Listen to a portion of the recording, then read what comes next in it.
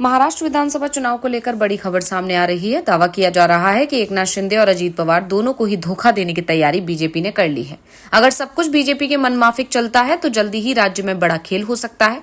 दरअसल बीजेपी अब एकनाथ शिंदे का साथ छोड़कर एक बार फिर से उद्धव ठाकरे के साथ जाने का मन बना रही है। दावा किया जा रहा है कि देवेंद्र फडणवीस और उद्धव ठाकरे के बीच में मातोश्री में मीटिंग हुई है। इसके साथ ही ये भी कहा जा रहा है कि राज्यसभा सदस्य संजय राउत की बीजेपी अध्यक्ष जेपी नड्डा से मुलाकात हुई है। देवेंद्र फडणवीस को मोदी और शाह का करीबी माना जाता है। ऐसे में अगर ये खबर सही हो तो फिर ये मुलाकात पीएम मोदी के इशारे पर ही तय हुई मानी जा रही है।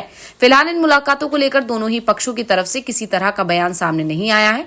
दरअसल ये दावा किया है कि वंचित बहुजन अघाड़ी के प्रवक्ता सिद्धार्थ मोखले की तरफ से उन्होंने कहा है कि शिवसेना सांसद संजय राउत ने 25 जुलाई को रात 2 बजे 7D मोतीलाल मार्केट में बीजेपी के राष्ट्रीय अध्यक्ष जेपी नड्डा से मुलाकात की। बाद में 5 अगस्त को रात 12 बजे उप मुख्यमंत्री देवेंद्र फडणवीस मातोश्री बंगले पर गए। 6 अगस्त को खुद ठाकरे और फडणवीस के बीच चर्चा हुई। उन्होंने कहा कि उद्धव ठाकरे को जनता को बताना चाहिए कि दिल्ली जाते समय वो किसके साथ थे।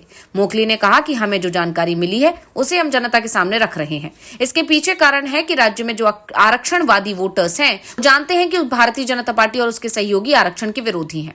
उन्हीं आरक्षणवादी वोटर्स ने शिवसेना और उम्मीदवारों को वोट दिया है। 5 साल में बहुत सारी चीजें हैं, इसलिए अगर फिर से उल्टा होता है तो आरक्षणवादी लोग महाराष्ट्र के मतदाता धोखा ना दिया जाए। इसलिए हम जो सच है वो सामने ला रहे हैं। बता दें कि वंचित बहुजन अघाड़ी ने यह दावा ऐसे टाइम पर किया है जब राज्य में विधानसभा चुनावों की तैयारियां जोरों शोरों से हैं। महायुति गठबंधन जल्द ही राज्य में सीट शेयरिंग के फॉर्मूले तय होने का दावा भी कर रहा है।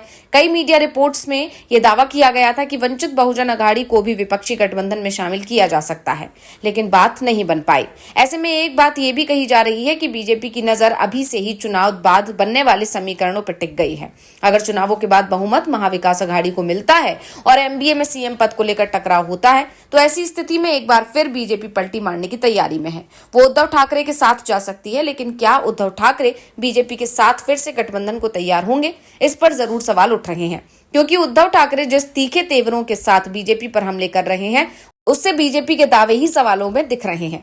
वैसे जो भी कुछ होगा वो सब 2 महीने के अंदर हो जाएगा, क्योंकि चुनाव आयोग ये साफ कर चुका है कि वो महाराष्ट्र में विधानसभा चुनाव 26 नवंबर से पहले करा लेगा, क्योंकि 26 नवंबर को महाराष्ट्र विधानसभा भंग हो जाएगी और राष्ट्रपति शासन लागू हो जाएगा।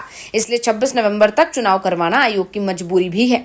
मुख्य चुनाव आयुक्त हाल ही में महाराष्ट्र के दौरे पर आए थे और इस दौरान उन्होंने साफ कह दिया था कि नवरात्रि पर्व समाप्त होते ही चुनावों का ऐलान कर दिया जाएगा। 12 अक्टूबर को दशहरा पर्व है और कहा जा रहा है कि अगले दिन चुनाव का ऐलान हो सकता है।